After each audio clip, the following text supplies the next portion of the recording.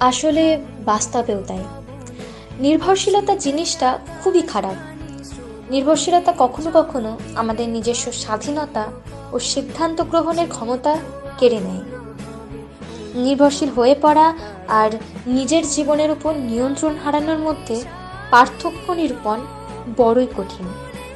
নির্ভরশীল হয়ে পড়া আর নিজের জগতের একটা বড় অংশকে বিক্রি করে দেওয়া দুটোই সমতুল্য। এক কথায় বললে নির্ভরশীলতা যেন এক মিষ্টি বিষ, যা আমাদের হৃদয়ের গভীরে মিশে যায়। এটি আমাদের সুখের মুহূর্তগুলোকে আরও মধুর করে তোলে, কিন্তু একই সাথে আমাদের নিজস্ব অস্তিত্ব হারানোর ঝুঁকিও বাড়ায়।